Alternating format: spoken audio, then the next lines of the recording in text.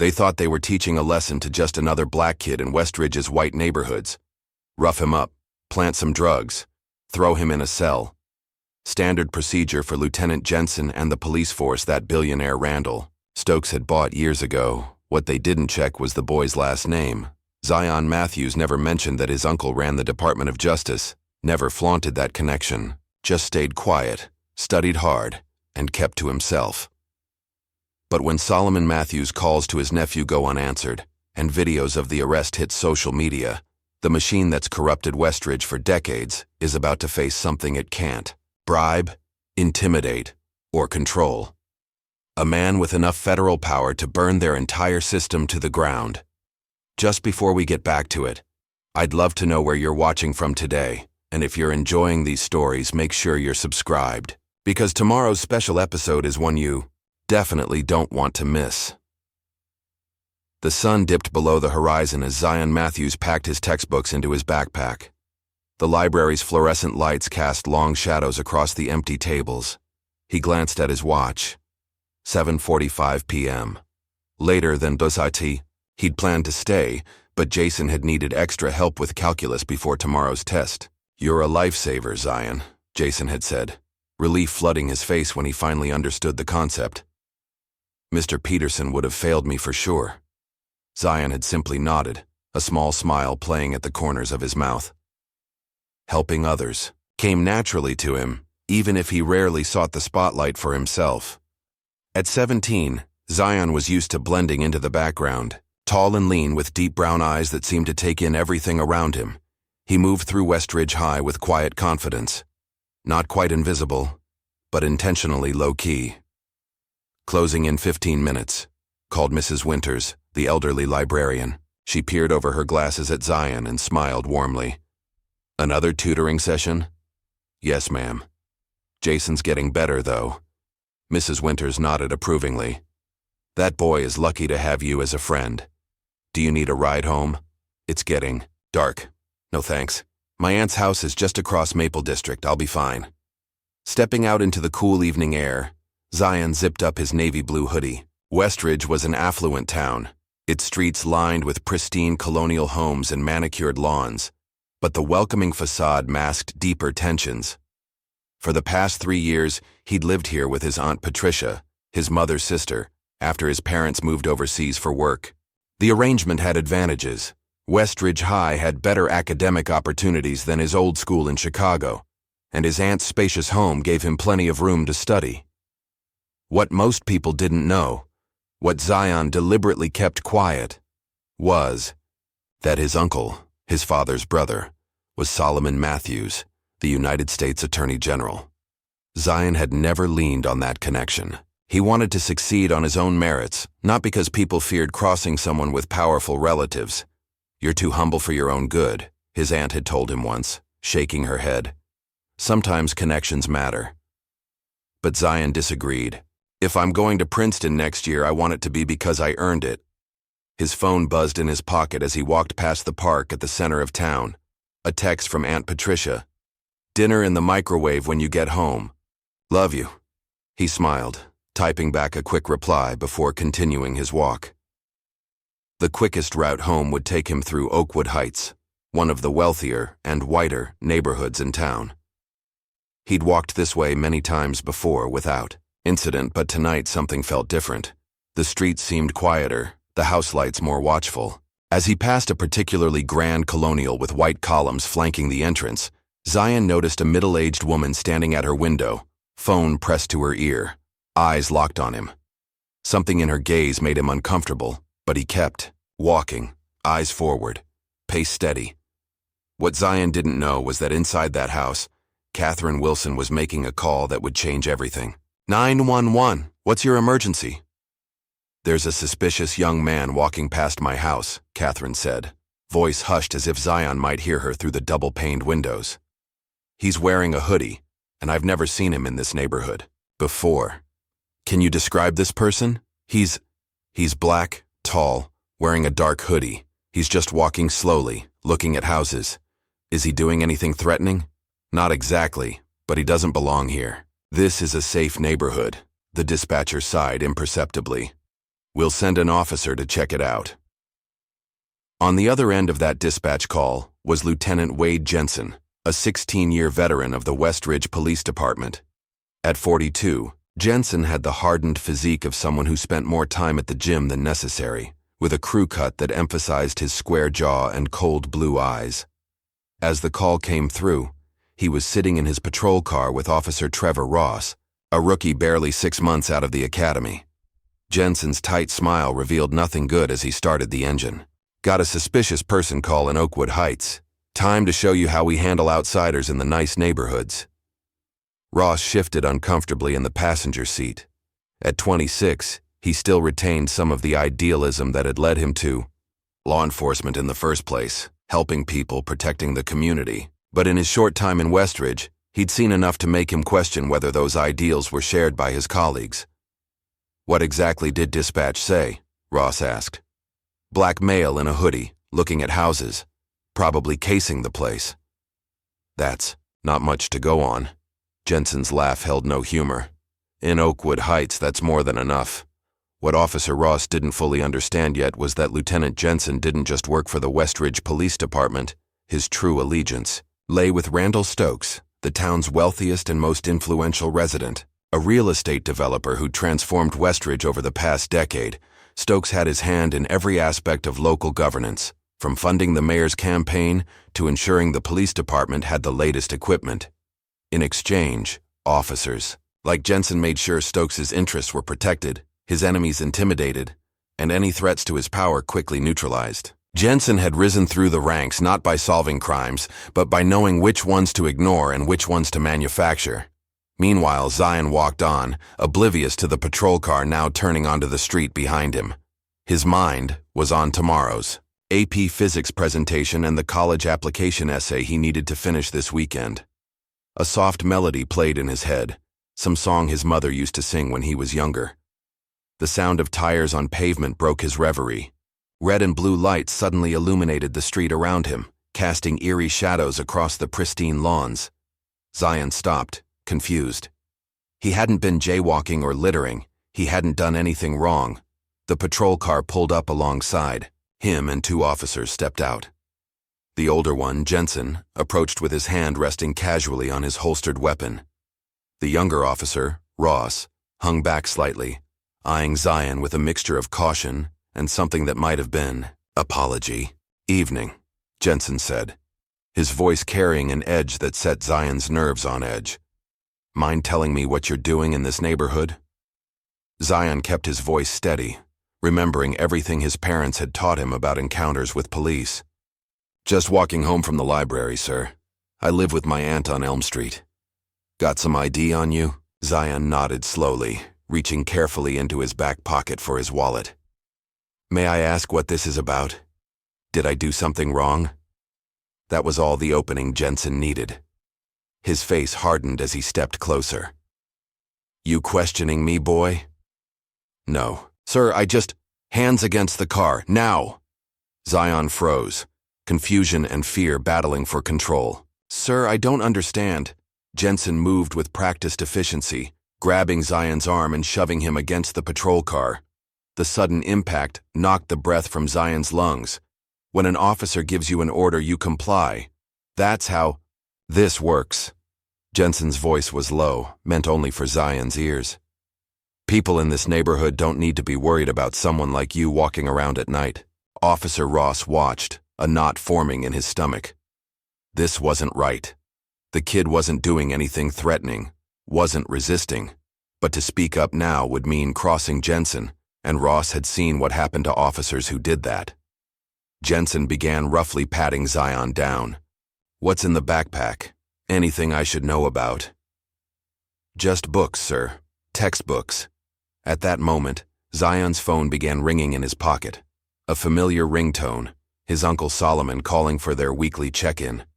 If he could just answer. Explain the situation. What's that? Jenson demanded, hearing the ringtone. My phone, sir. It's just my uncle calling. Jenson reached into Zion's pocket and pulled out the smartphone. The screen showed an incoming call from Uncle Saul with a Washington, D.C. area code. D.C., huh? Got friends in high places? Jenson's tone was mocking. "It's just my uncle," Zion repeated, trying to keep the desperation from his voice. If he could just talk to Solomon, this nightmare would end instantly. Instead, Jenson held the phone up, examining it for a moment before deliberately dropping it onto the pavement. The screen shattered with a sickening crack as Jenson's boot came down on top of it. "Oops," he said, not bothering to hide his satisfaction. "Thought it might be a weapon." Zion stared in disbelief at the destroyed phone, his only connection to help now lying in pieces on the ground. For the first time, real fear began to take hold. In that moment, he wasn't the nephew of the U.S. Attorney General. He was just another black teenager being harassed by police for existing in the wrong place at the wrong time. And as the red and blue lights continued to flash across the perfect houses of Oakwood Heights, no one came out to witness what was happening.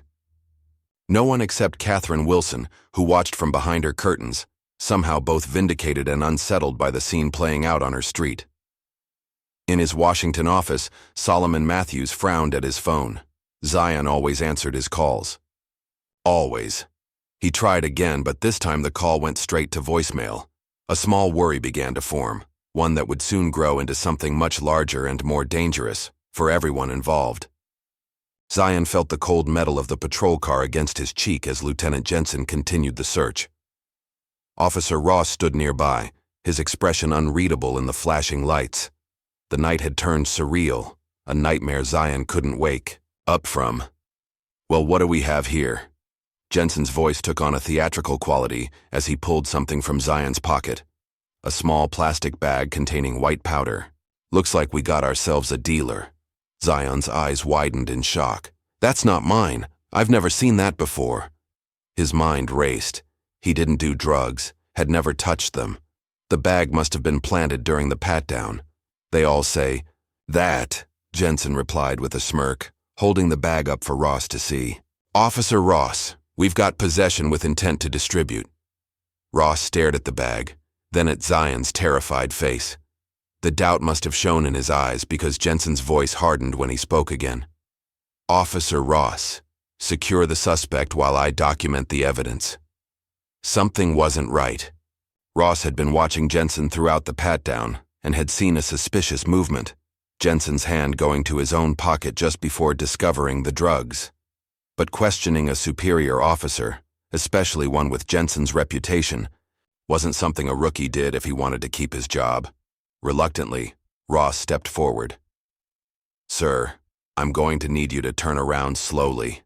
Zion complied, his movements deliberate and non-threatening. "Officer, please, that bag isn't mine. He put it there." Their eyes met briefly, and Ross saw the raw fear and desperation in Zion's gaze. For a moment, something like guilt flickered across Ross's face, but it disappeared as quickly as it had.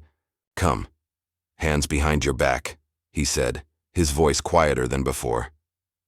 As Ross reached for his handcuffs, Jenson suddenly grabbed Zion's shoulder and slammed him to the pavement. "He's resisting! Stop resisting!" But Zion wasn't resisting, couldn't resist with Jenson's knee pressing into his back, forcing the air from his lungs. Pain exploded across his face as his cheek hit the concrete. He tasted blood where his lip had split open. "Please," he gasped. "I'm not—" "Shut up," Jenson growled, twisting Zion's arm behind his back with unnecessary force. "You're under arrest for possession of narcotics and resisting arrest." The commotion had drawn attention. Lights were coming on in nearby houses, and a few neighbors had ventured onto their porches to see what was happening. Among them was Linda Gates, a local community organizer who lived 2 doors down from Catherine Wilson. Unlike her neighbor, Linda didn't see a threat when she looked at Zion. She saw a teenager being brutalized by police. Without hesitation, she pulled out her phone and began recording. "Police brutality in Oakwood Heights," she narrated quietly as she filmed. "Young black man being assaulted by officers. This is happening right now, May 12th, just after 8 p.m. Jenson noticed the gathering crowd and the phones being raised.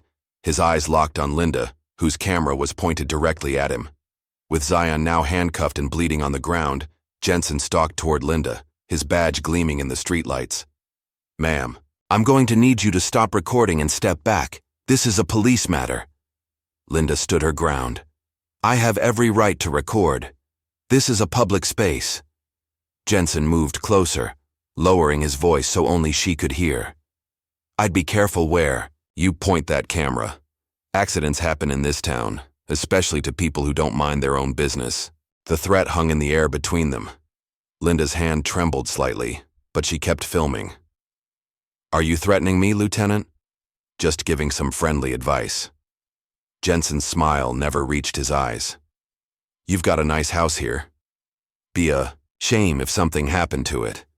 Before Linda could respond, Ross called out, Lieutenant, we need to transport the suspect. Jenson gave Linda one last warning look before turning back to where Zion lay on the ground, Ross standing uncomfortably beside him. With rougher than necessary movements, Jenson hauled Zion to his feet and marched him to the patrol car. You've got the right to remain silent, Jenson recited mechanically as he shoved Zion into the back seat. Anything you say can and will be used against you in a court of law. As the door slammed shut, Zion caught a final glimpse of the neighborhood. Through the window, the manicured lawns, the perfect houses, the faces of people watching without intervening. Then Officer Ross slid into the driver's seat, and Lieutenant Jenson settled in beside him, and they were moving, taking Zion away from everything familiar and safe. Inside the patrol car, silence reigned. Zion's mind raced with panic and confusion. How had a simple walk home turned into this? What would happen to him now? Would Aunt Patricia know where to find him? And the drugs, how would he prove they weren't his? His thoughts were interrupted by the crackling of the police radio as a call came through. Chief wants an update on the Oakwood Heights situation, the dispatcher announced. Jenson picked up the radio. Tell the chief we apprehended a suspect in possession of narcotics, bringing him in now. After he signed off, Jenson turned to Ross with a satisfied expression. Nice work tonight, rookie. You're learning how things operate in Westridge. Ross kept his eyes on the road. The drugs, what about them? Jenson's tone made it clear the subject wasn't open for discussion. Nothing. Sir, Ross replied after a moment, but his knuckles were white on the steering wheel, and his jaw was clenched tight. Across town, in a sprawling mansion overlooking Westridge Lake, Randall Stokes was enjoying an evening bourbon when his phone rang. The caller ID showed Mayor Kessler. Stokes answered with a smile. Dwight, what can I do for you this fine evening? Mayor Dwight Kessler's voice was tense. Randall, there's been an incident in Oakwood Heights. One of your special officers made an arrest. And this concerns me because people were filming Randall. It's already on social media. The kid looks young, and from what I'm hearing, it got rough. Stokes swirled the amber liquid in his glass unperturbed. Jenson knows how to handle these situations. What's the charge? Drug possession, resisting arrest. But Randall, if this blows up, it won't, Stokes interrupted. Make sure the chief keeps a lid on this. No press statements, no body camera footage released. Standard procedure. And the judge? I'll call Leon myself. The kid will be denied bail, kept quiet until this blows over. Just another drug bust in Westridge. Nothing newsworthy. After hanging up, Stokes made a mental note to increase Chief McAdams's monthly bonus.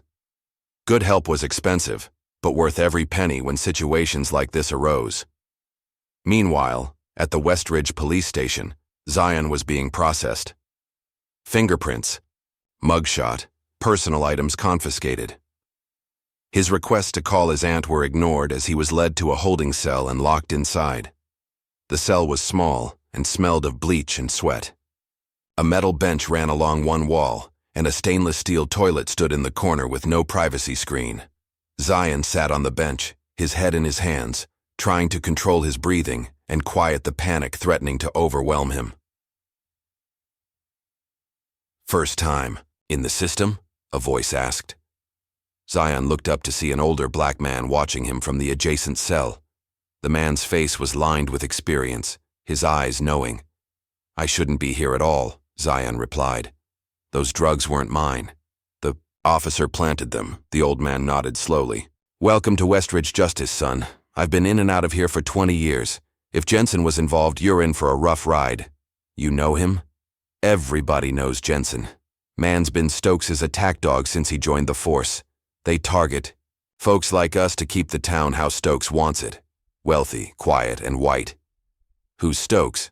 The old man looked surprised. You living in Westridge and don't know Randall Stokes? Man owns half the town. The mayor, the police chief, the judge. They all answer to him. Folks who cross Stokes tend to disappear one way or another. A chill ran down Zion's spine. The situation was worse than he'd thought. I need to call my aunt, he said. They haven't let me make a phone call. They won't, the old man replied. Not until they're ready. That's how they break you down. Isolation, uncertainty. By the time you see a judge, you'll be ready to plead guilty to whatever they say just to get out. For the first time, real despair threatened to take hold of Zion. But then he thought of his Uncle Solomon. If anyone could help him now, it was the U.S. Attorney General.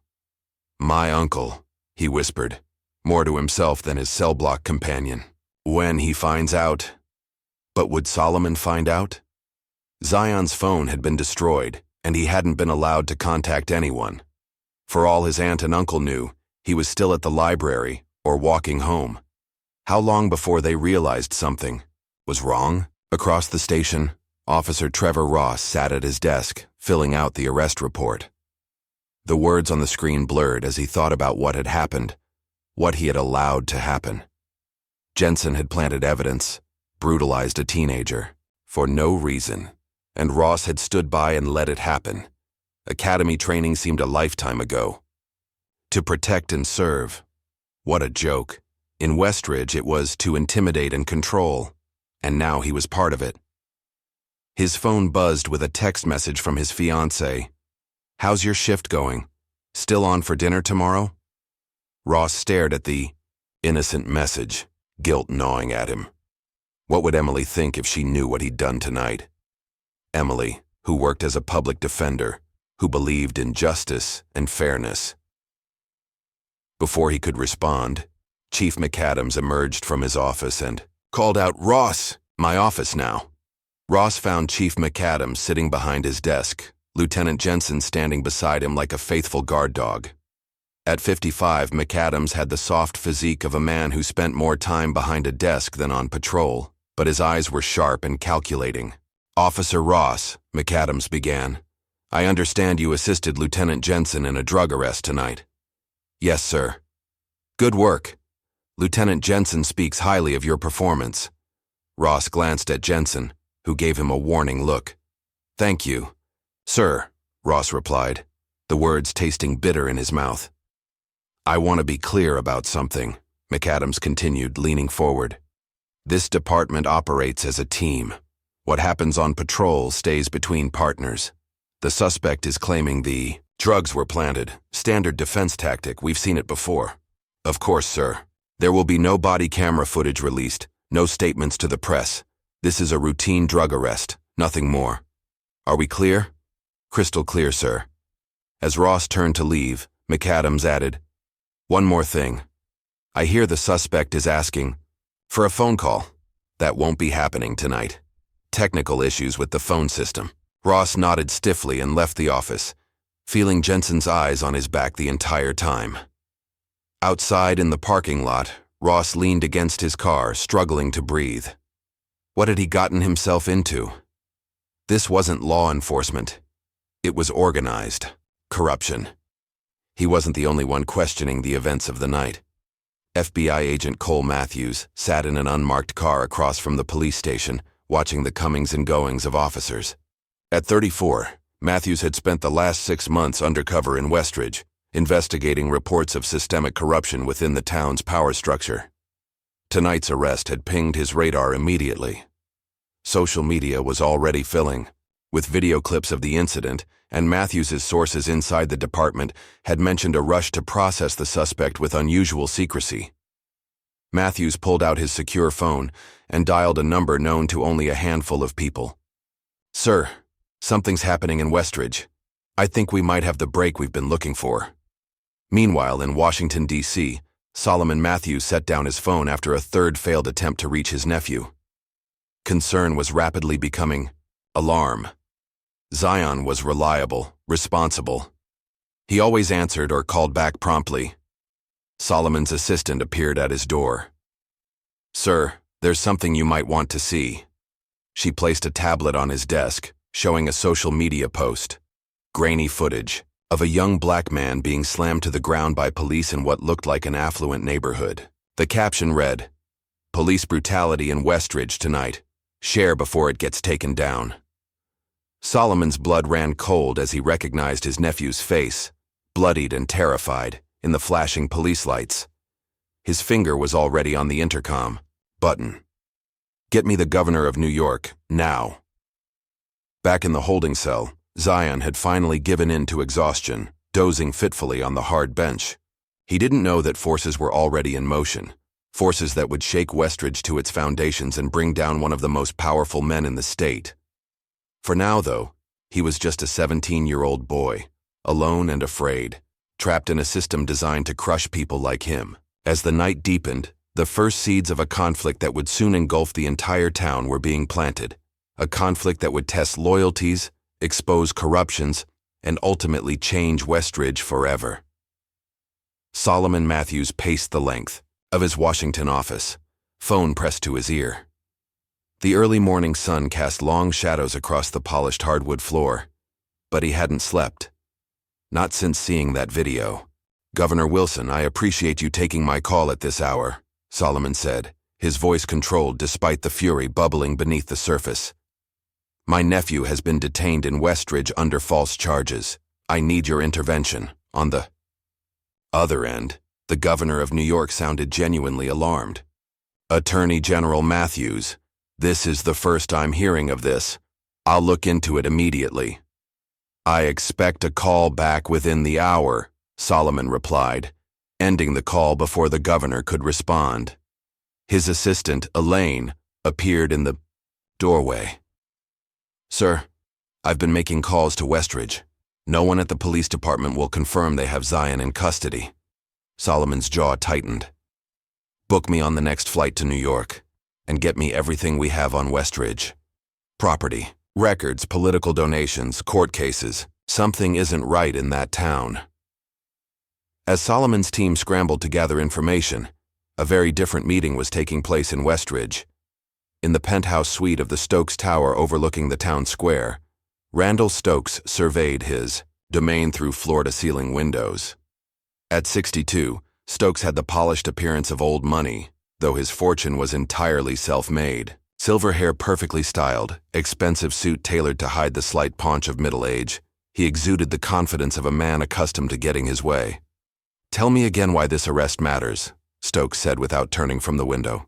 Behind him, Mayor Dwight Kessler shifted uncomfortably in his seat, while Police Chief McAdams stood stiffly at attention. Lieutenant Jenson lounged against the bar, helping himself to Stokes's premium scotch. "The kid's clean," Chief McAdams explained. "Honor student, no record, and there's video of the arrest circulating. People are asking questions." "So what?" Stokes turned, fixing cold gray eyes on the chief. "We've handled problematic arrests before." Mayor Kessler cleared his throat. "Randall, there's something else. The boy's name is Zion Matthews." Stokes raised an eyebrow. "Should that mean something to me?" "We ran a background check. His uncle is Solomon Matthews, the Attorney General." For the first time, a flicker of concern crossed Stokes's face. "Why wasn't I told this immediately?" "We just confirmed it," Chief McAdams said, shooting a glare at Jenson, who merely shrugged. "Kid never mentioned it," Jenson said, swirling his drink. "Not that I gave him much chance to talk." Stokes set his glass down with deliberate care. "So, we have the Attorney General's nephew in our jail on drug charges that we all know are fabricated. Meanwhile, the feds are already sniffing around my development deals." He fixed each man with a penetrating stare. "Gentlemen, this could be inconvenient. We could release him," Mayor Kessler suggested. "Claim it was all a misunderstanding." "And look weak?" Stokes shook his head. "No, we need to control this narrative. The drugs were found in his possession. That's the official story. He's a troublemaker using his uncle's position to try to escape consequences." "What about the body cam footage?" Chief McAdams asked. Stokes smiled thinly. I believe your department has been experiencing technical difficulties with its equipment. Such a shame. Already handled, Jenson confirmed. System malfunction, nothing recorded. And the witnesses with cell phones? Mayor Kessler pressed. Leave that to me, Stokes replied. Now I want this handled quickly and quietly. Chief, make sure the boy remains in custody. Deny bail when he goes before Judge Graves tomorrow. Chief McAdams nodded. Leon will do whatever you ask. And find out everything you can about who this kid has been in contact with locally. Anyone who might cause problems for us. As the meeting concluded, Stokes held Jenson back with a gesture. Once they were alone, he fixed the lieutenant with a hard stare. Of all the kids in town, you had to harass the Attorney General's nephew? Jenson had the good sense to look uncomfortable. Bad luck, boss. How was I supposed to know? You weren't. But now we have a situation. Stokes walked to his desk and removed an envelope. This contains $5,000. Go visit Linda Gates, the woman who filmed the arrest. Make the video disappear. And if she refuses? Be creative. Stokes' smile didn't reach his eyes. But no marks, nothing that can be traced back to us. Meanwhile, Solomon Matthews had received a troubling anonymous call. The voice on the other end was male, disguised, speaking quickly as if afraid of being overheard. Your nephew is being held at Westridge Police Station. No bail hearing scheduled until tomorrow. The drugs were planted by Lieutenant Jenson, on orders from Randall Stokes. Who is this? Solomon demanded. How do you know? Doesn't matter. What matters is Stokes runs everything in Westridge, the mayor, the police, the courts. Your nephew was just in the wrong place at the wrong time, but now they know who he is. They'll make an example of him. Why are you telling me this? A pause.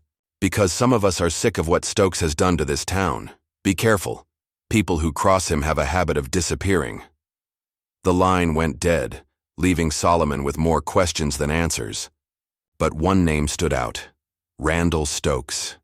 Elaine, he called to his assistant. I need everything we have on Randall Stokes of Westridge, New York. And get me the FBI director on the line.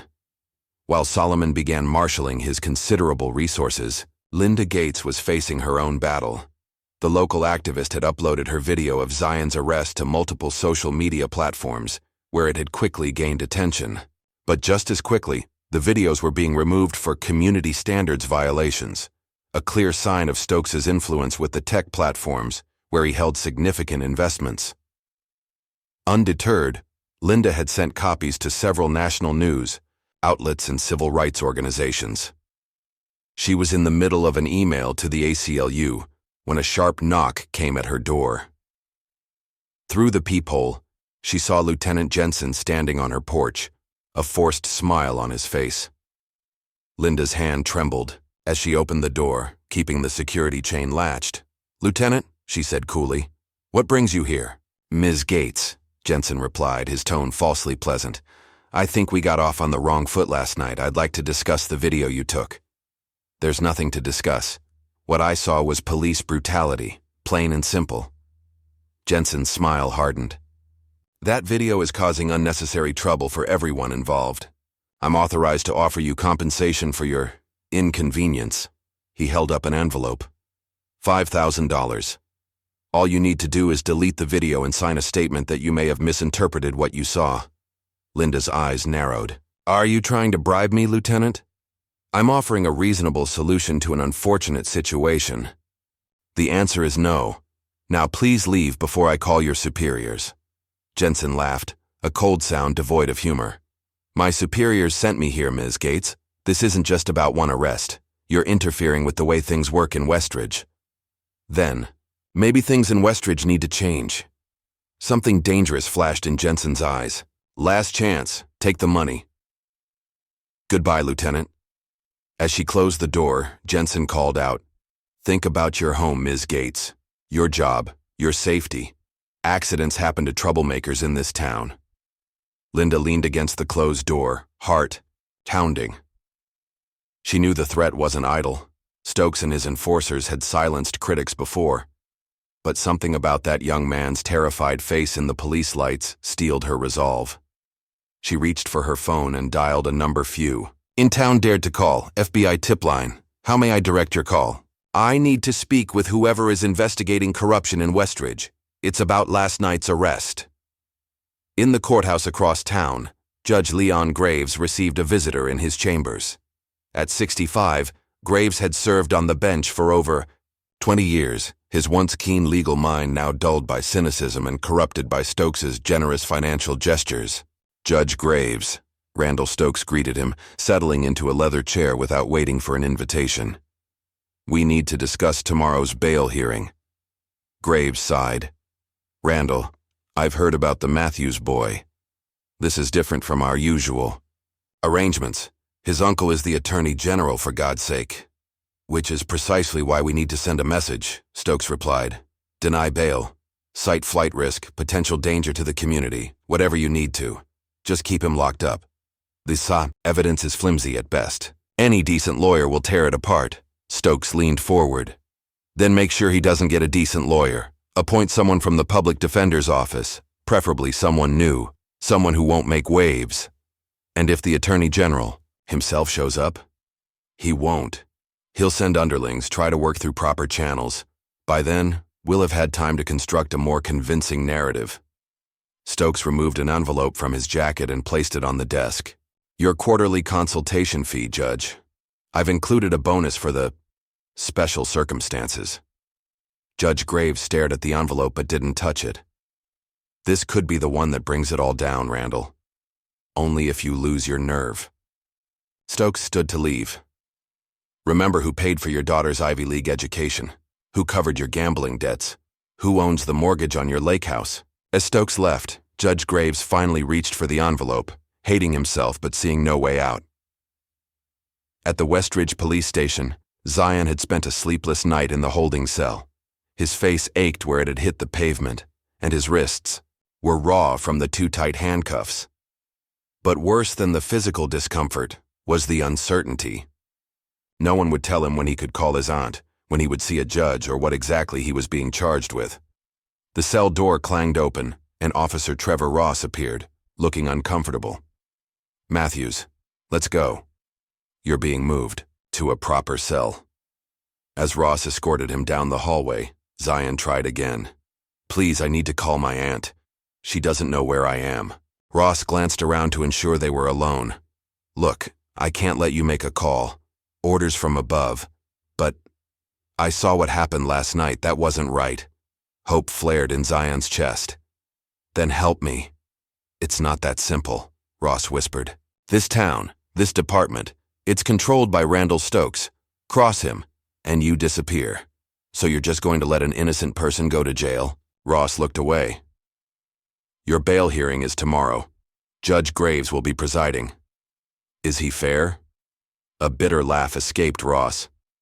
He's on Stokes's payroll, like everyone else in power here. As they reached the cell block, Ross hesitated. Your uncle, is he really the Attorney General? Zion nodded slowly. Then pray he finds out what's happening, because that's your only hope in Westridge. Meanwhile, local media had begun reporting on Zion's arrest, but with a decidedly biased slant.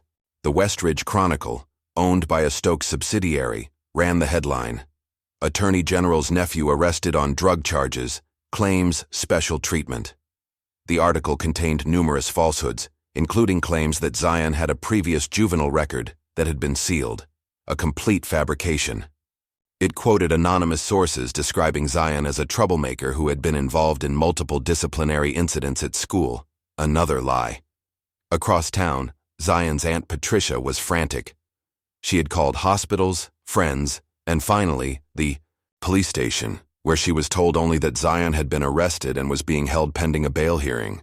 What are the charges? She demanded. Drug possession and resisting arrest, the desk sergeant replied mechanically. That's ridiculous.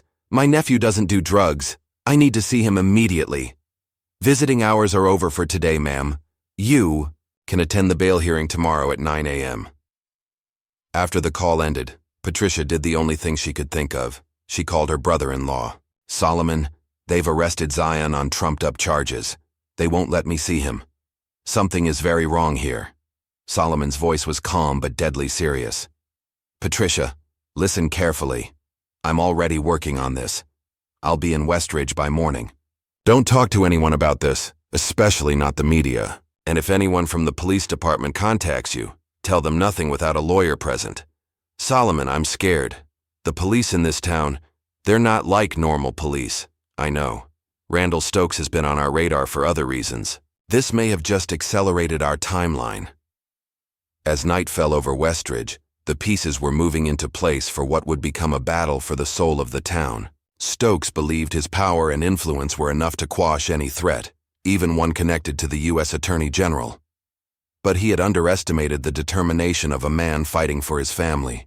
And in the shadows, FBI agent Cole Matthews was making his own moves. After receiving Linda Gates's call, he had reached out to his handler. "Sir, we have a credible witness to police misconduct connected to the Stokes investigation. And there's more.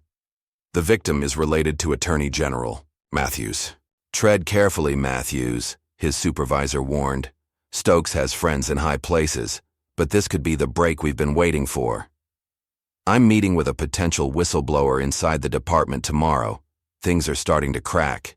That whistleblower was Officer Trevor Ross, who had finally reached his breaking point. As he sat in his apartment that night, staring at his police badge, he made the decision that would change everything. He couldn't be part of this system anymore.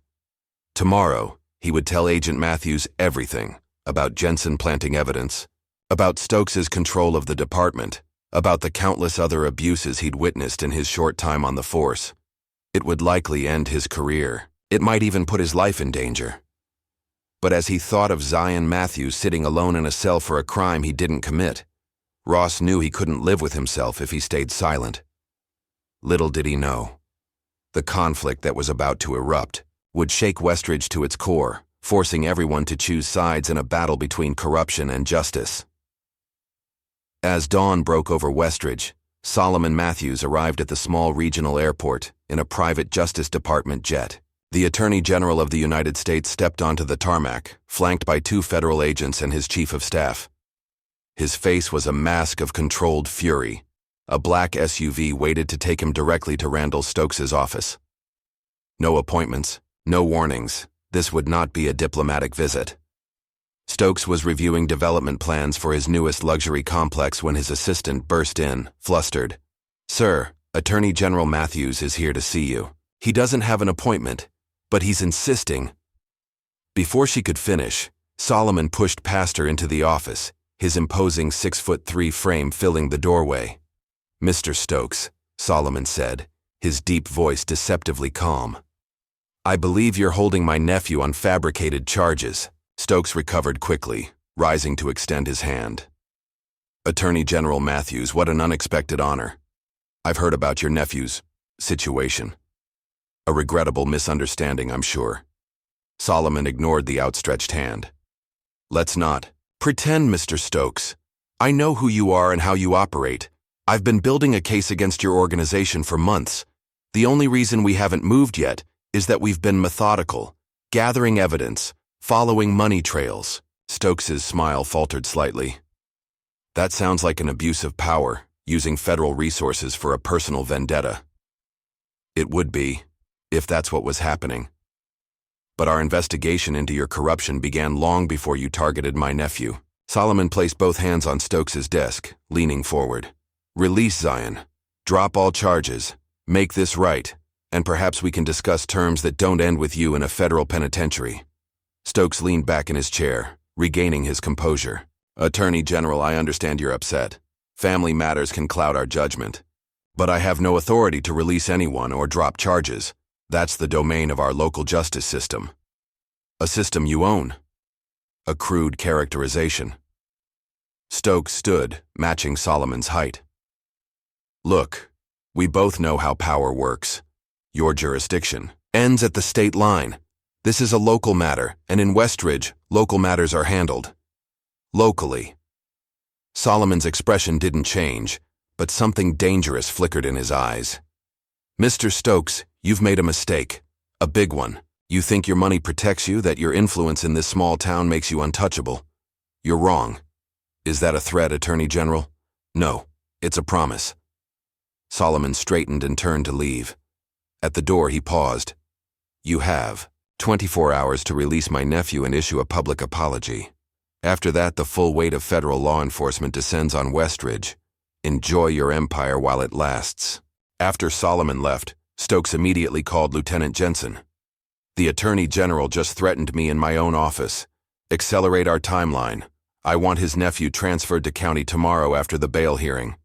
Once he's in the system, Matthews will have to back off and work through proper channels.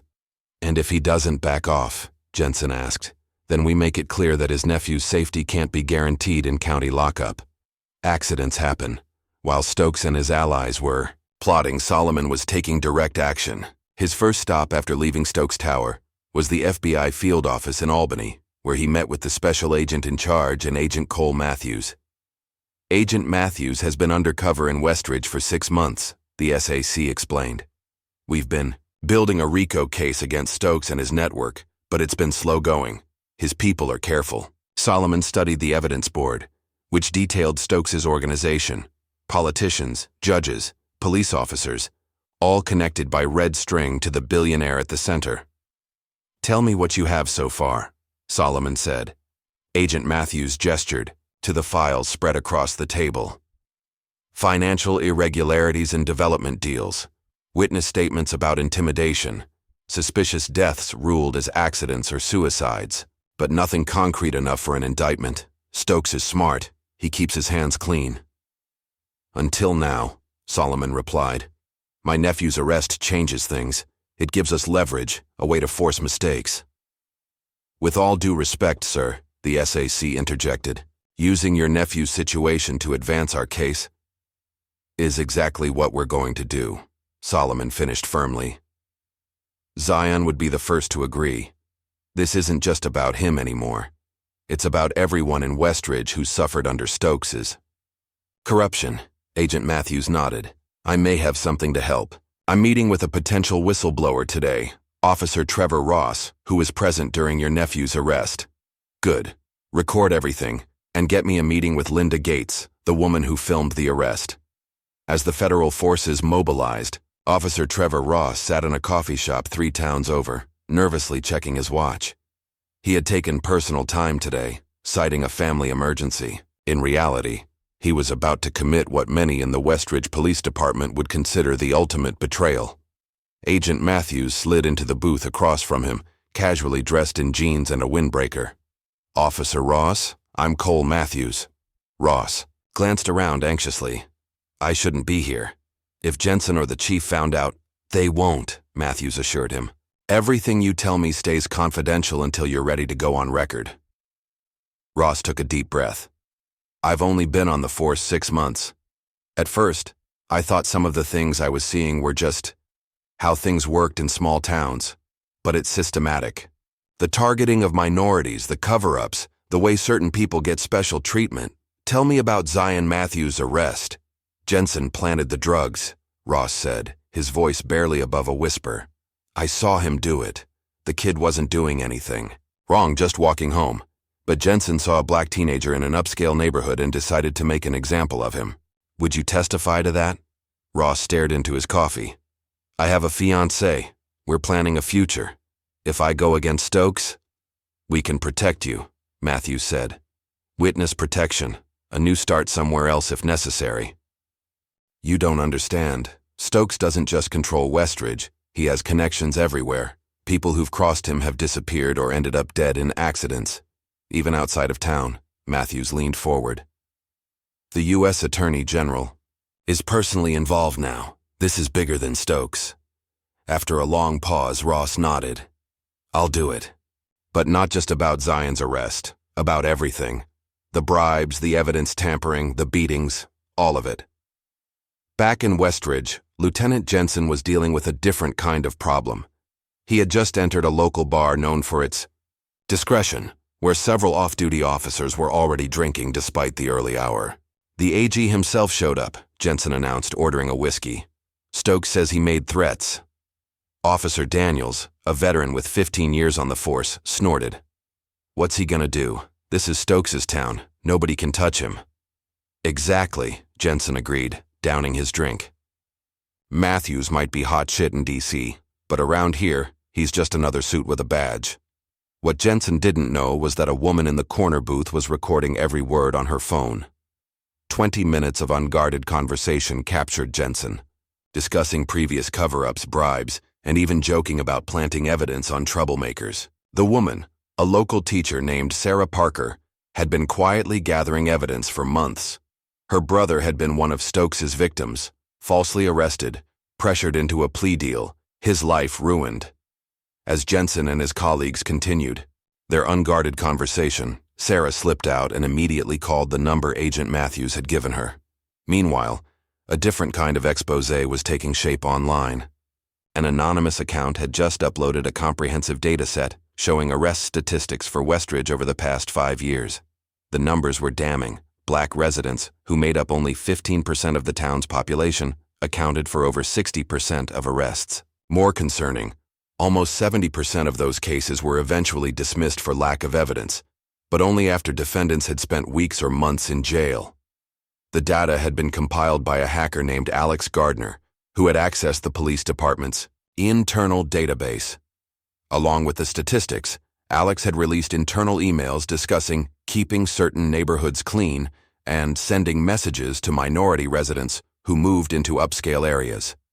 The post quickly went viral, drawing national attention to Westridge. Justice for Zion began trending as people connected the data to the video of Zion's arrest. In his office, Mayor Dwight Kessler stared at his computer screen in horror as the story spread. His phone rang. "Stokes, have you seen this?" Kessler asked, without preamble. "Of course I've seen it," Stokes snapped.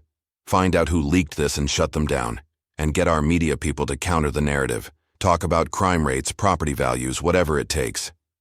"Randall, this is getting out of control. Maybe we should cut our losses, release the Matthews kid." "Absolutely not. We give in on this. We show weakness. Everything we've built starts to crumble."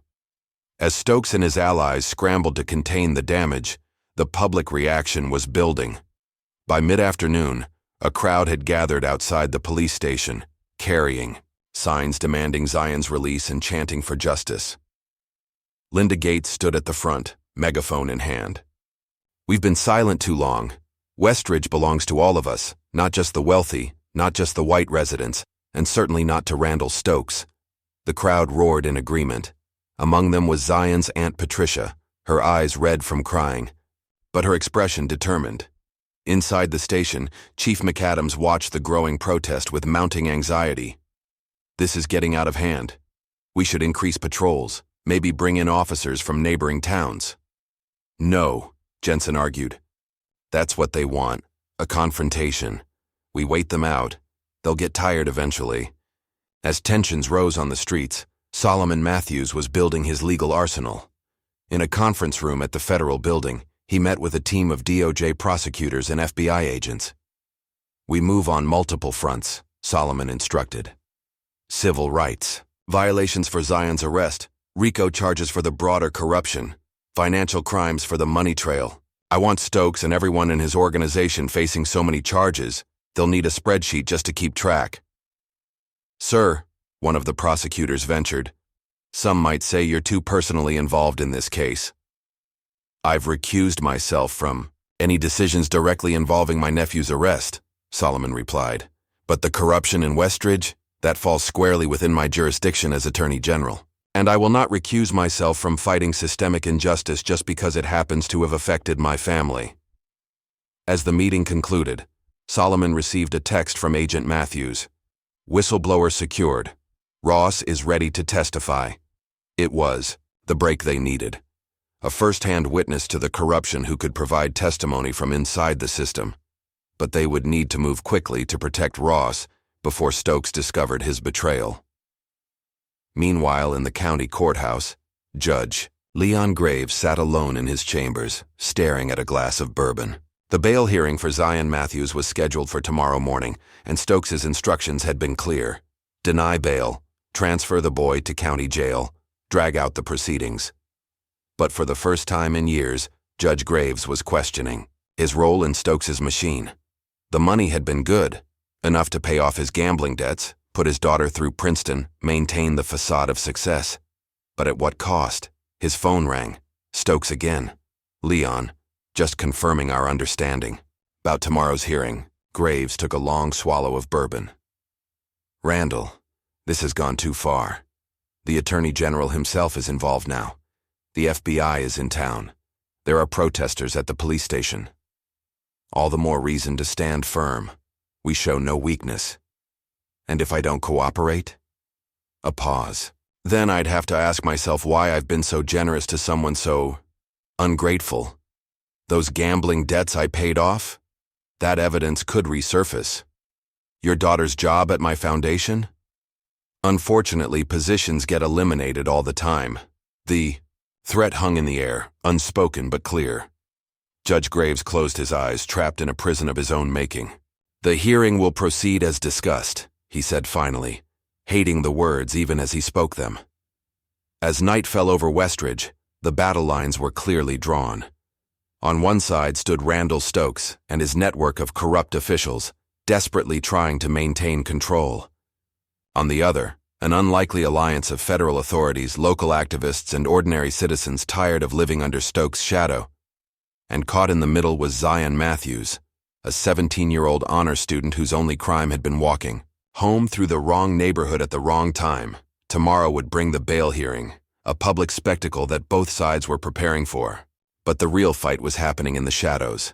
Evidence gathered, witnesses secured, strategies formulated. It was, as Solomon had promised Stokes, only the beginning. A silent war had begun in Westridge, one that would expose decades of corruption and change the town forever. The question was no longer if Stokes' empire would fall, but how many he would drag down with him in his desperate attempt to maintain power. In his cell, Zion sat on the thin mattress, trying to maintain hope. He didn't know about the forces mobilizing on his behalf, the protests in the streets, or the federal agents building a case. He knew only the cold walls around him and the uncertainty of what tomorrow would bring. But as he closed his eyes, trying to find sleep, one thought gave him comfort. His Uncle Solomon would not abandon him. Help was coming. Justice was coming. He just had to hold on a little longer. Dawn painted Westridge in soft gold as Randall Stokes gazed out from his penthouse, watching his kingdom with increasingly anxious eyes. The Attorney General's ultimatum echoed in his mind. 24 hours. On his desk, 3 phones rang almost simultaneously. "I'm dealing with it," he snapped into the first, not bothering with pleasantries. It was Harold Werner, his head of IT security. "Sir, someone's breached our financial servers." Werner's voice trembled. "They're targeting records of payments to officials, judges, police, everything." Stokes' knuckles whitened around the phone. "Shut it down. Wipe everything. Already started the protocol, but they're good. They might have copies already. Find out who it is and handle it. And Werner, if this gets out, you'll wish the feds found you first." Ending the call, Stokes immediately dialed his most trusted fixer, a man known only as Miller. "We have a situation. I need information scrubbed now, and I need you to deliver a message to our friend in Washington." An hour later, a plain envelope was delivered to Solomon Matthews' temporary office at the federal building. Inside was a single note typed on expensive paper. "Drop this, or your nephew disappears." Solomon didn't flinch as he handed the note. "To an FBI evidence technician.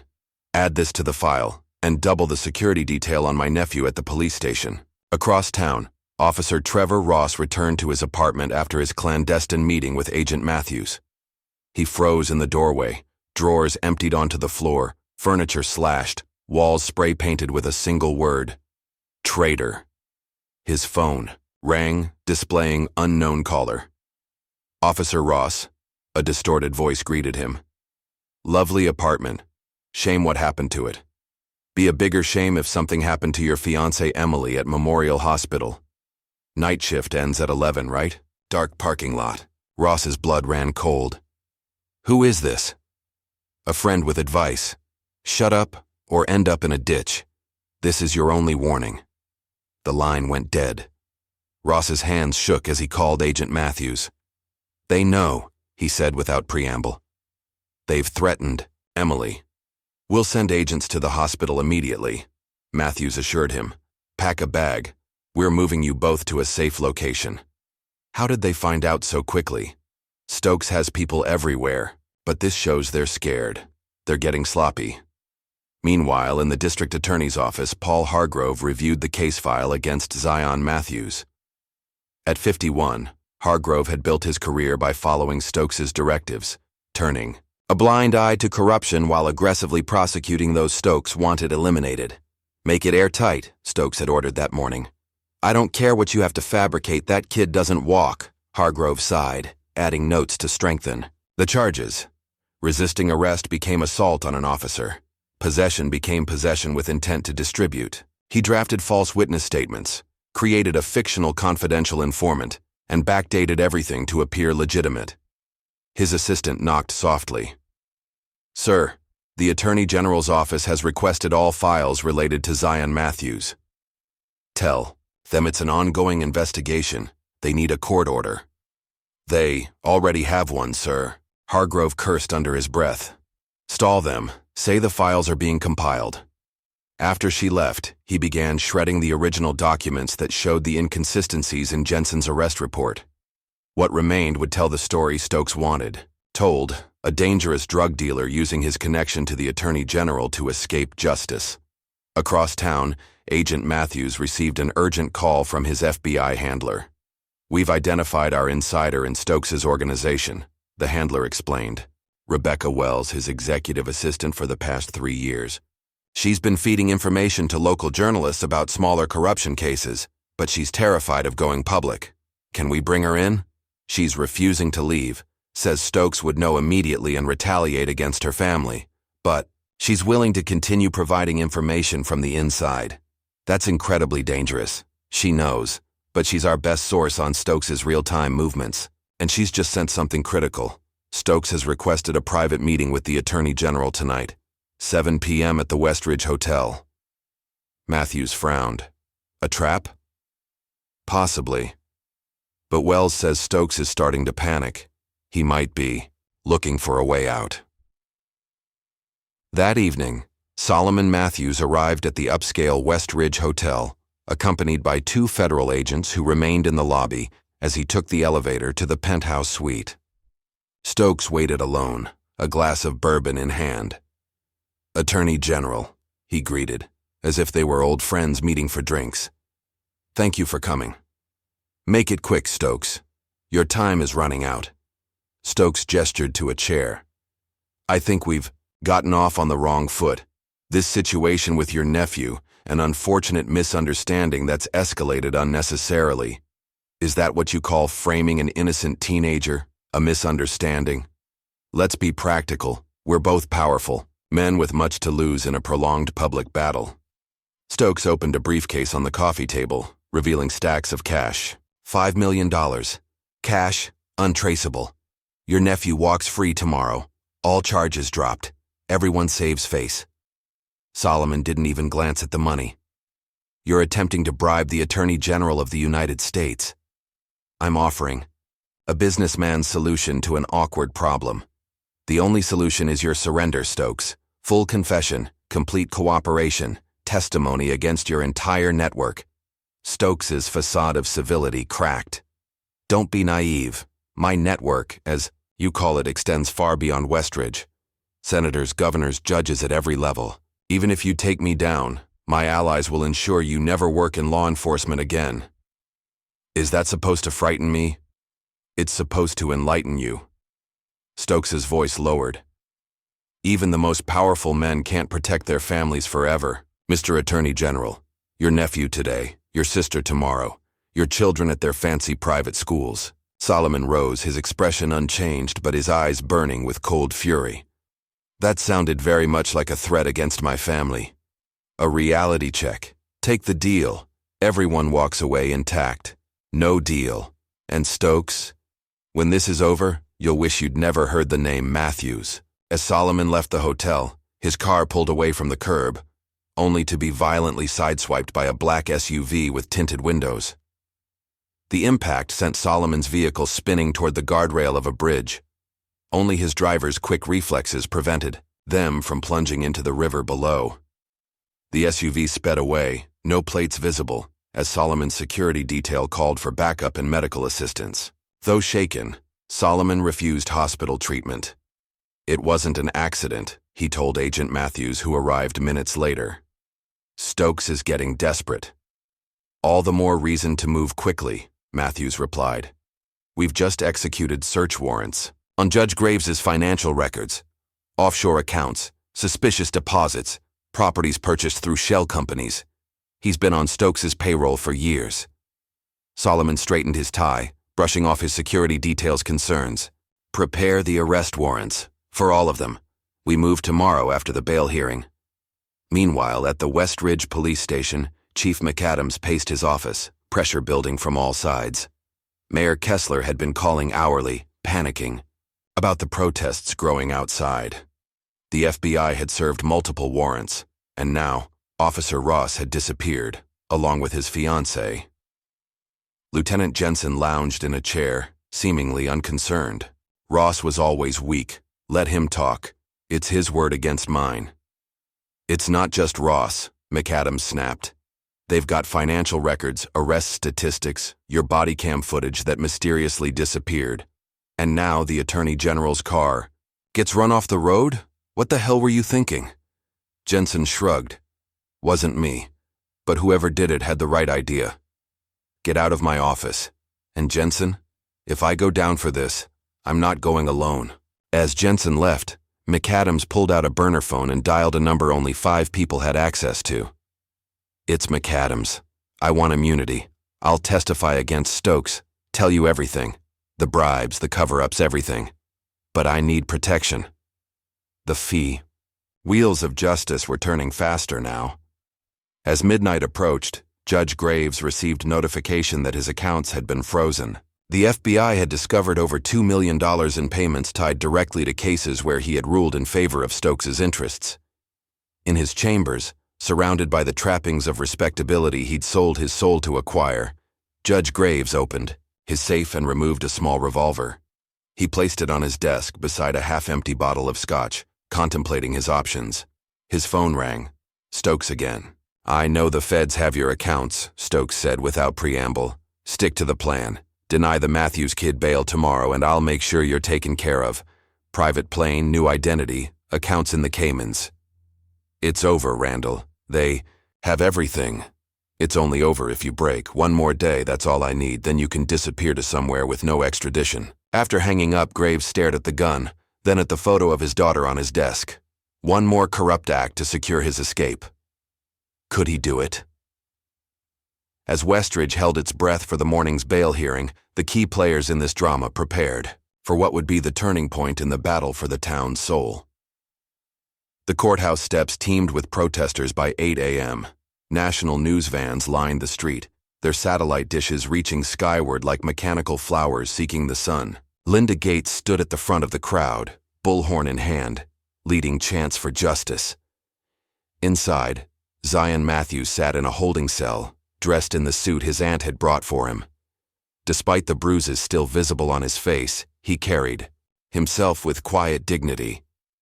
His Aunt Patricia waited in the courtroom alongside Solomon, who had arrived early to ensure everything was in place. What Stokes and his allies didn't know was that the morning's proceedings would be nothing like what they expected. As Judge Graves entered and court was called to session, the first surprise came immediately. Your Honor, the court clerk announced, we have a last-minute substitution.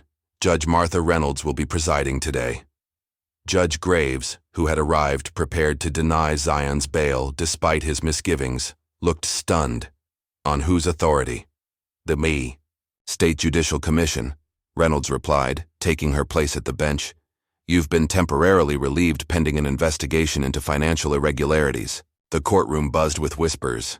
Reynolds, a respected judge from a neighboring county with no ties to Westridge politics, was known for her strict adherence to constitutional principles.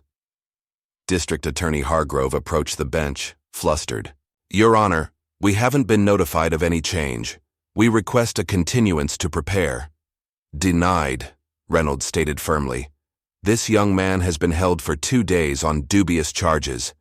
We proceed now. As the hearing began, the second bombshell dropped. Peter Williamson, former U.S. Attorney for the Southern District and one of the nation's top defense attorneys, stood to represent Zion. Your Honor, the charges against my client are not only baseless, but represent a gross violation of his constitutional rights. We move for immediate dismissal and release. Hargrove scrambled to counter. The defendant was caught with narcotics and physically resisted officers during his arrest. Really? Williamson smiled coldly. Because we have a witness who says otherwise. The courtroom doors opened, and Officer Trevor Ross entered, escorted by FBI agents. The young officer walked to the stand, avoiding Lieutenant Jenson's murderous glare from the gallery. Under oath, Ross detailed everything. Jenson planting the drugs, the excessive force, the destroyed phone, the cover-up afterward. His testimony was devastating, laying bare the conspiracy against Zion in methodical, irrefutable detail. When he finished, Judge Reynolds didn't hesitate. The charges against Zion Matthews are dismissed with prejudice. Mr. Matthews, you are free to go. The courtroom erupted in cheers. Outside, the crowd roared as the news spread, but the morning's surprises weren't over. As Hargrove gathered his papers, federal marshals entered the courtroom. Paul Hargrove, you're under arrest for obstruction of justice, evidence tampering, and conspiracy to violate civil rights. Similar scenes played out across Westridge. At the police station, FBI agents led Chief McAdams away in handcuffs, having flipped on Stokes in exchange for leniency. Judge Graves surrendered quietly when agents arrived at his home. Lieutenant Jenson, seeing the writing on the wall, had slipped out of the courthouse during Ross's testimony. He made it as far as the Canadian border before being apprehended, a bag containing $50,000 cash and a fake passport in his possession. But the biggest target remained at large. Randall Stokes had gone to ground, missing their attempt to arrest him at his penthouse. As federal agents searched his properties, a new player emerged from the shadows. Jacob Miller, Stokes' longtime accountant, walked into the FBI field office voluntarily. For years, he had secretly documented every bribe, every threat, every illegal deal, building an insurance policy against the day Stokes might turn on him. I can't live with it anymore, Miller told Agent Matthews. Not after seeing what they did to that kid.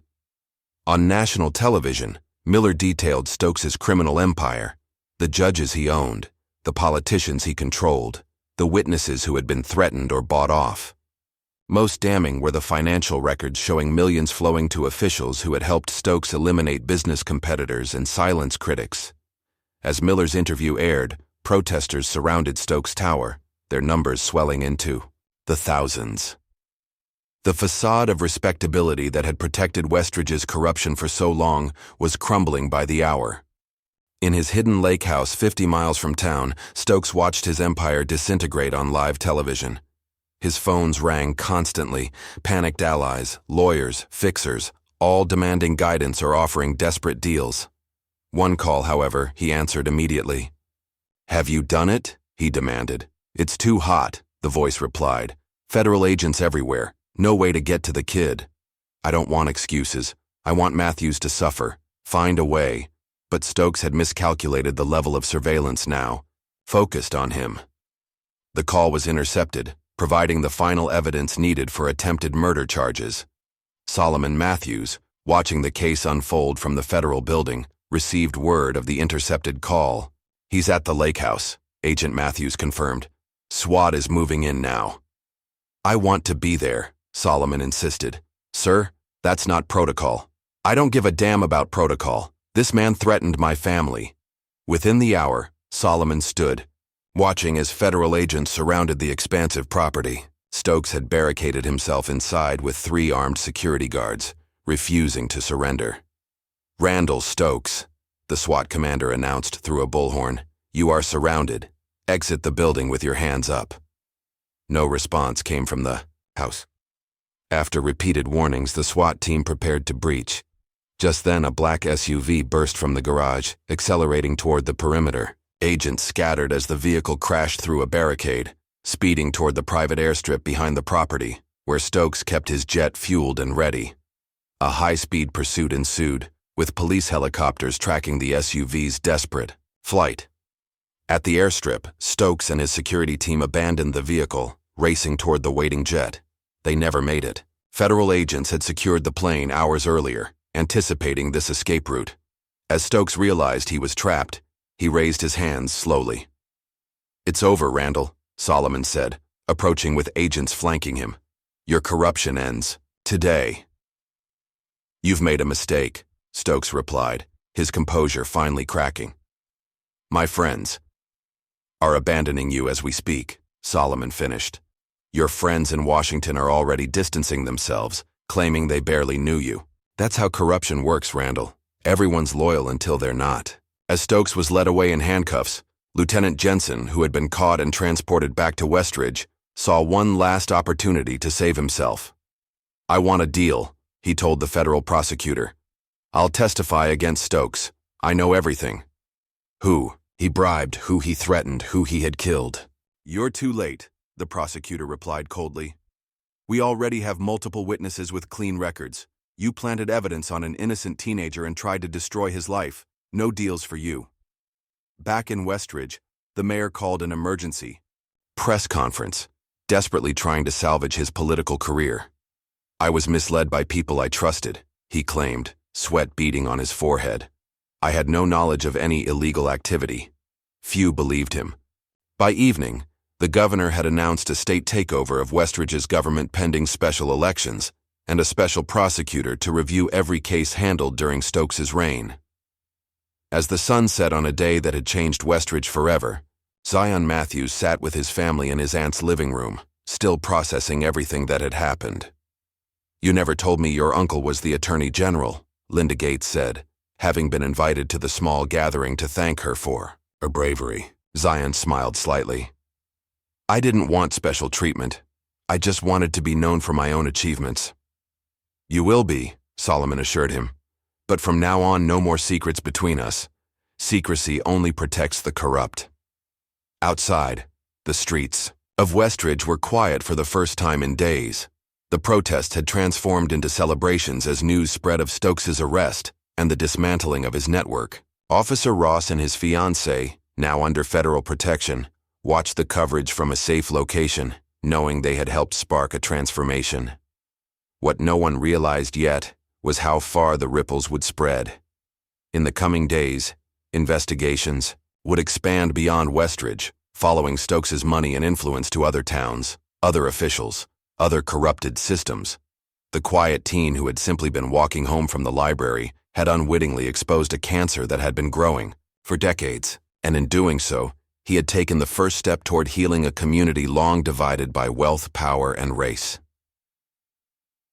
The morning after Stokes's arrest dawned clear and bright, as if the weather itself was celebrating Westridge's liberation. In the federal prosecutor's office, a team of attorneys and FBI agents gathered around a conference table covered with documents, photos, and financial records, the accumulated evidence of decades of corruption. Solomon Matthews stood at the head of the table, his normally immaculate appearance showing signs of strain. He hadn't slept properly in days, but his eyes remained sharp and focused. "This goes beyond Westridge," he said, pointing to a map where red pins marked towns and cities across 3 states. "Stokes's influence extends to county officials in these jurisdictions, judges in these districts, and legislators in these states. This isn't just about my nephew anymore. It's about systematic corruption that has harmed thousands of people." Agent Cole Matthews nodded, adding another document to the evidence pile. "We've identified over 30 officials who took direct payments from Stokes, plus dozens more who benefited indirectly. This is potentially the largest corruption case in the state's history." "And we're just getting started," Solomon replied. "I want every rock turned over, every connection traced. If someone took Stokes' money, I want them held accountable." The meeting was interrupted by an urgent knock. An FBI agent entered, expression grim. "Sir, we have a situation. The judge has granted Stokes bail." "What?" Solomon's voice was dangerously quiet. "On what grounds?" "Judge Wilson from the federal court in Albany." Stokes's lawyers argued he's not a flight risk due to his business interests, offered to surrender his passport and put up $10 million bond. Solomon's jaw tightened. Judge Wilson, check his financial records immediately. This isn't over. While the federal investigation expanded, Zion Matthews was adjusting to his newfound freedom. Sitting at his aunt's kitchen table that morning, he picked at his breakfast, still processing the events of the past few days. "You've barely touched your food," Aunt Patricia noted, concern etching her features. "I'm not very hungry," Zion admitted. "It's just a lot to take in. 3 days ago I was in a jail cell. Now I'm all over the news."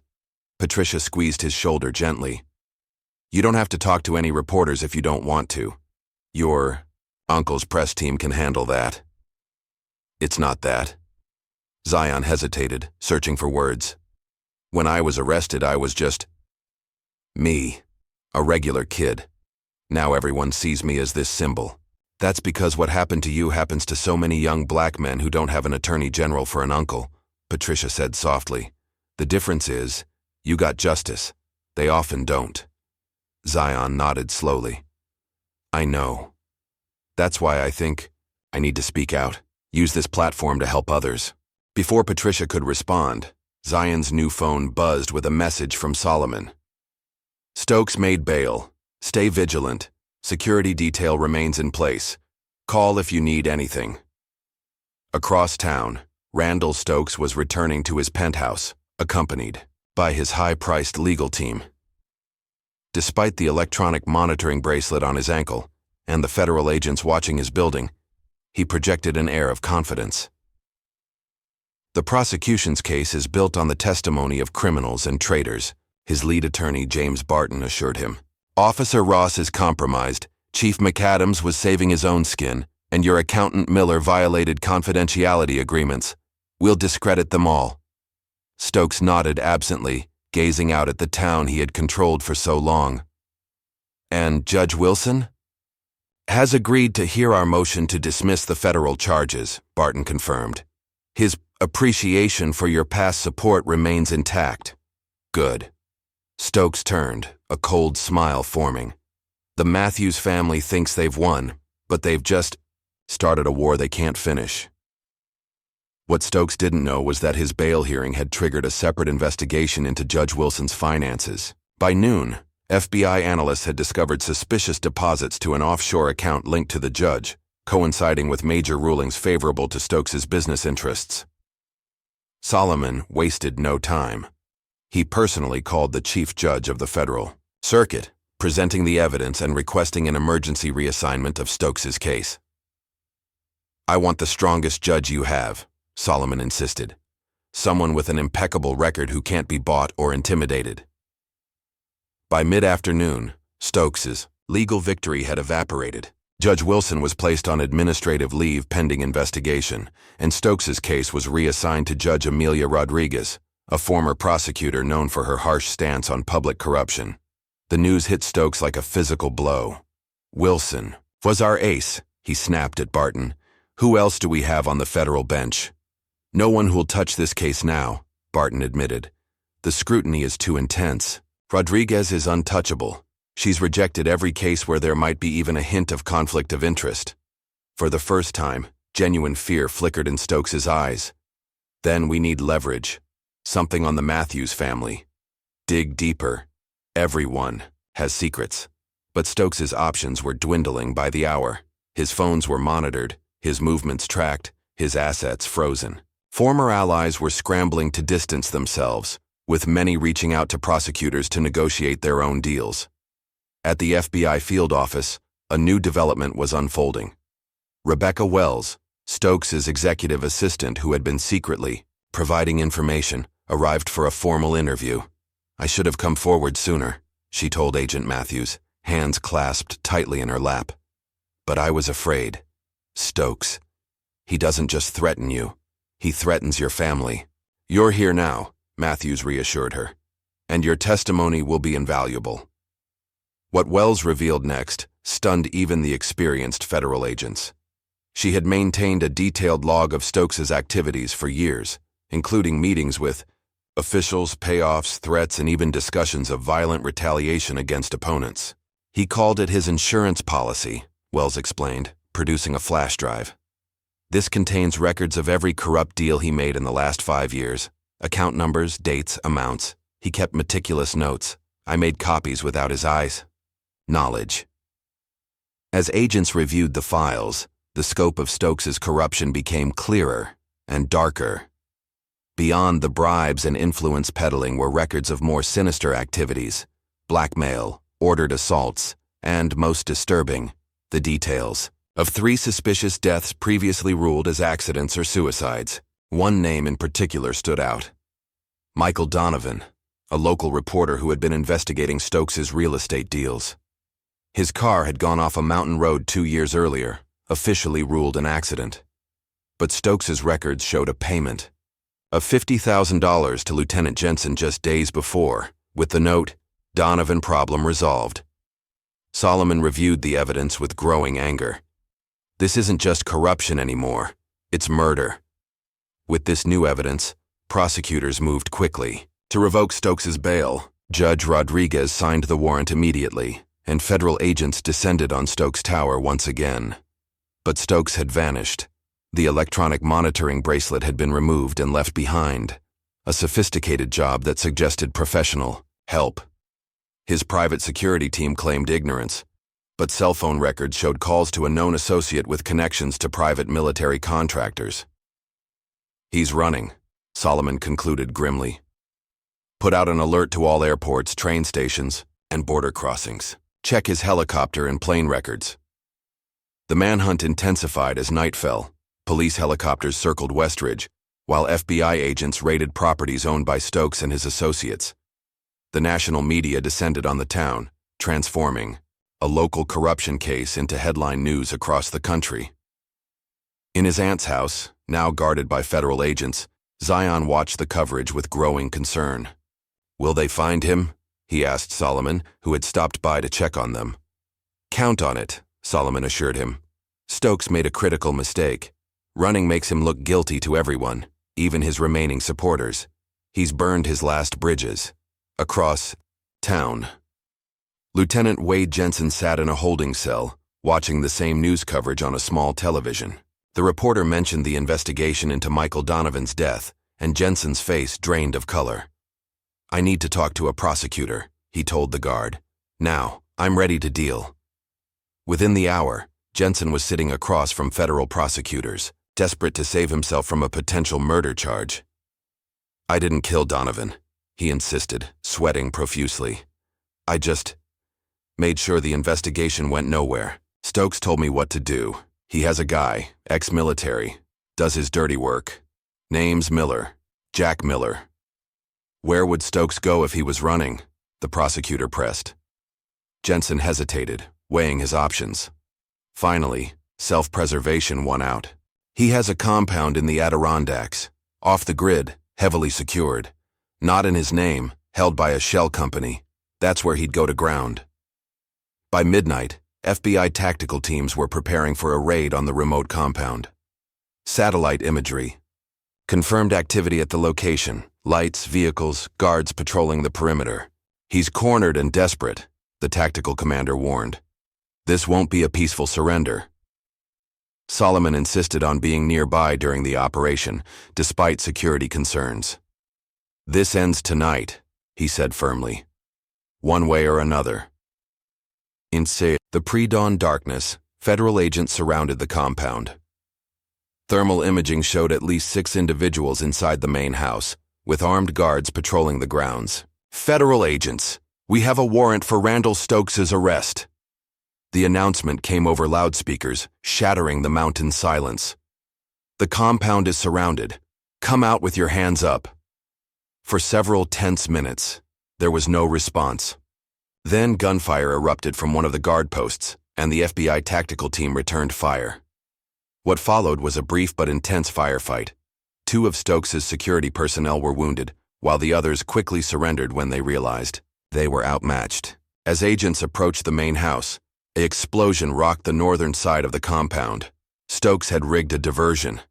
Through the smoke and confusion, A figure raced toward a helipad where a helicopter waited, rotors already spinning.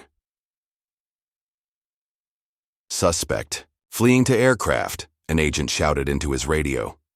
Snipers had their sights on the helicopter, but couldn't risk firing with Stokes inside.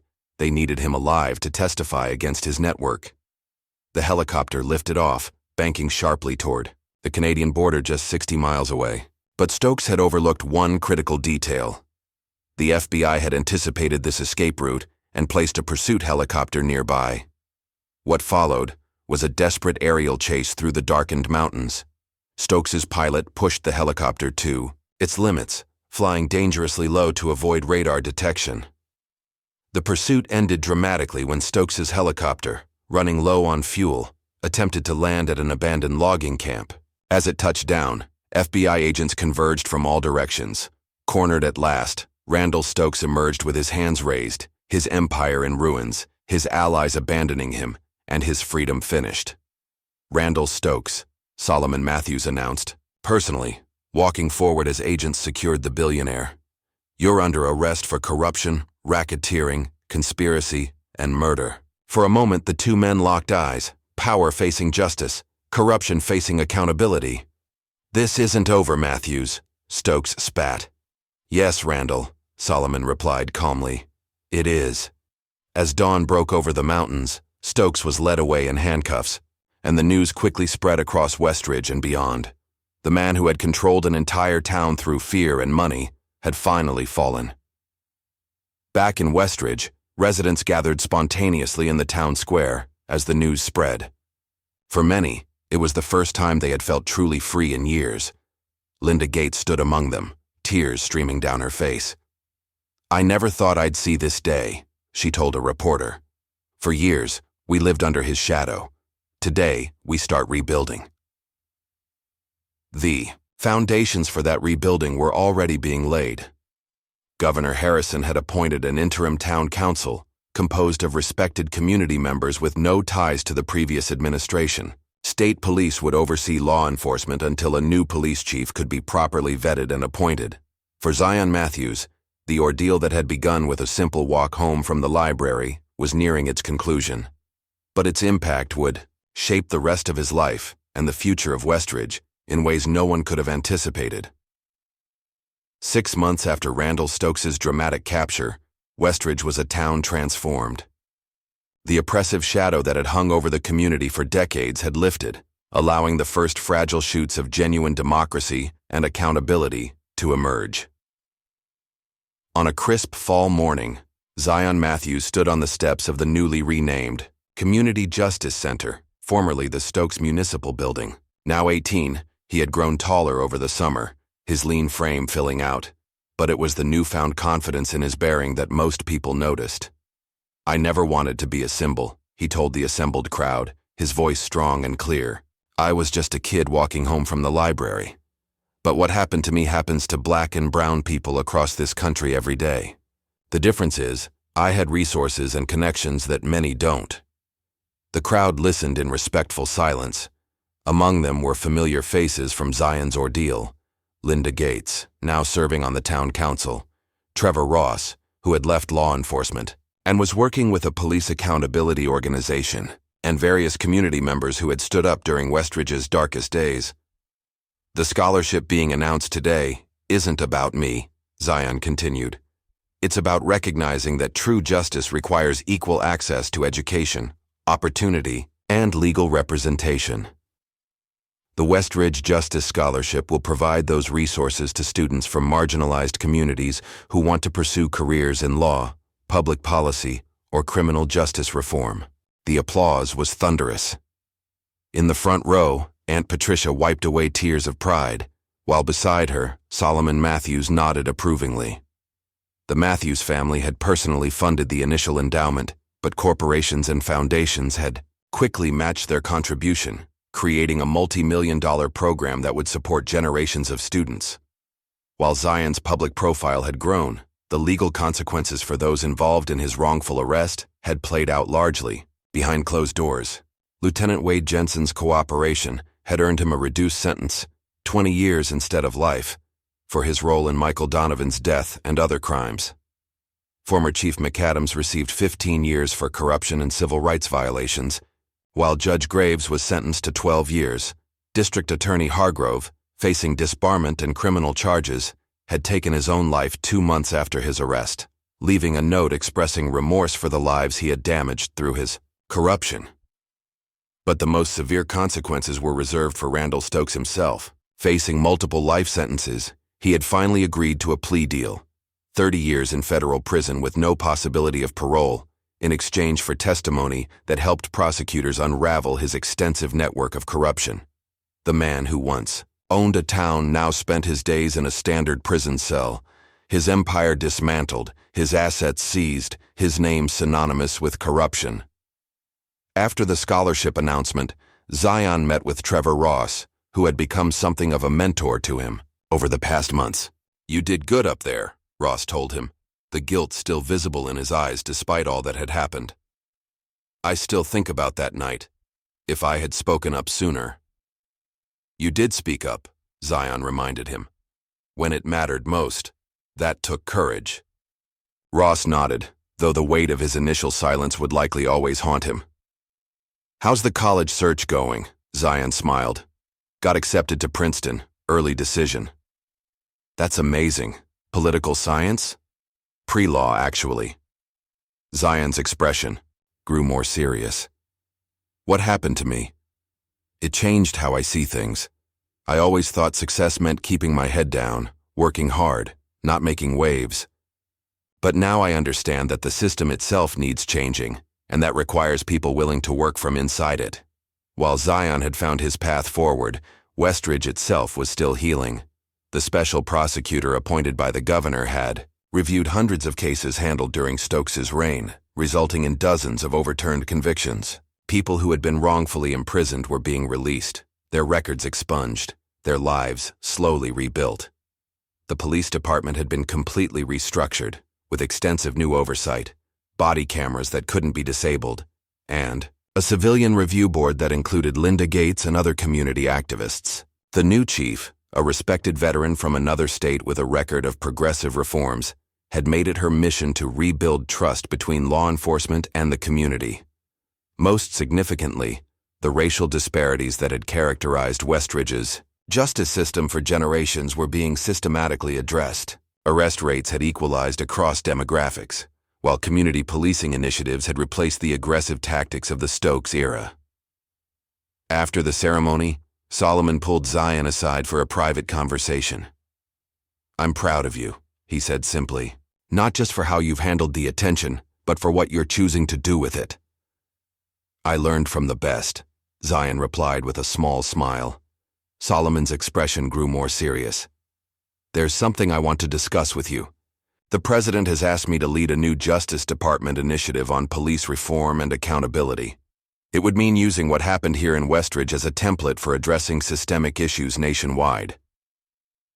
Zion considered this. "Will it make a difference? Real change, not just window dressing?" "That's my condition for taking it on," Solomon confirmed. "No half measures, no political compromises on the core principles. The president has agreed." "Then you have to do it," Zion said firmly. "What happened to me led to change here, but it needs to happen everywhere." Later that afternoon, Zion visited Westridge High School, where he had once kept his head down, careful not to draw attention to himself or his family connections. Now, he was greeted as a returning hero, invited to speak to students about his experience and the importance of civic engagement. In the audience was Jason, the student Zion had been tutoring the night of his arrest. "I still feel bad," Jason admitted when they spoke afterward. "If you hadn't stayed late helping me with calculus, then it would have happened another night, or to someone else," Zion assured him. "And without the video, without my uncle's position, it might have ended very differently. The point isn't what happened to me, it's what happens to people who don't have those advantages." As Zion walked through the school hallways, he noticed something that would have been unthinkable a year earlier: Black, white, and Latino students talking together, planning a voter registration drive, discussing the upcoming special election. Westridge's younger generation seemed determined not to repeat the mistakes of their parents. That evening, Zion joined his aunt and uncle for dinner at a local restaurant, the same one that had refused service to black customers through various subtle tactics during the Stokes era.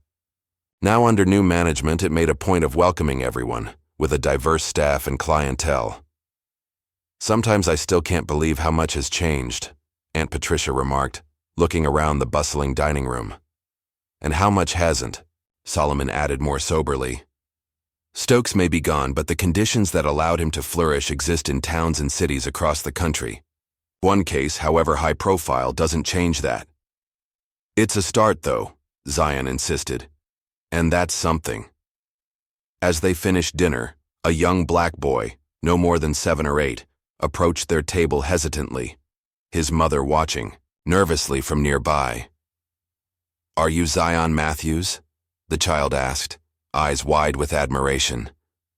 Zion nodded, smiling. "I am. My mom says you stood up to bad police and helped make our town better." "A lot of people did that," Zion corrected gently. "I just happened to be in the right place at the wrong time." The boy considered this with childhood gravity. "I want to be like you when I grow up, not afraid." Something tightened in Zion's chest. "What's your name?" "Michael." "Well, Michael, I was afraid. Being brave isn't about not feeling fear. It's about doing what's right even when you are afraid." "That," boy nodded solemnly, as if receiving profound wisdom, then returned to his mother, who mouthed a silent, "Thank you" to Zion. After dinner, Zion walked along the streets of Westridge alone, retracing the route he had taken that fateful night. The same houses stood along the same quiet streets, but everything else had changed, including Zion himself. As he passed the spot where Jenson had slammed him against the patrol car, he paused, allowing himself to remember the fear, the helplessness, the injustice of that moment. The memories would always be there, but they no longer had the power to control him. Reaching the park at the center of town, Zion sat on a bench, watching as families enjoyed the early evening, children playing without fear, neighbors greeting each other across racial lines that had once seemed impermeable. A group of young black kids played basketball nearby, laughing and trash-talking with the unself-conscious joy of childhood. One of them noticed Zion and nudged his friends. They stopped their game, whispering among themselves, before the boldest approached. "You're him, right? The one who took down Stokes?" Zion smiled. "I had a lot of help." The kids gathered around, peppering him with questions about the FBI, about his uncle, about what it felt like to be famous. Zion answered patiently, emphasizing the roles that courage, community, and justice had played in changing Westridge. As twilight deepened into evening, the kids reluctantly dispersed, called home by parents for dinner, but their admiring glances lingered, and Zion understood that for them, he represented something powerful, the possibility that justice could prevail, that one person could make a difference. Walking home in the gathering darkness, Zion felt none of the fear that had accompanied this same journey months earlier. The streets belonged to everyone now. The shadows no longer concealed corruption and threats, but simply the natural transition from day to night. In the quiet streets of Westridge, a new chapter was beginning, and Zion Matthews, once just a quiet teen trying to avoid attention, would help write it. If you found this story compelling, please hit that like button to help others discover it. And don't forget to subscribe for more powerful narratives that explore the complex intersection of justice, power, and accountability in America. Comment below with your thoughts on how we might build communities where justice doesn't depend on who your family is or what neighborhood you live in.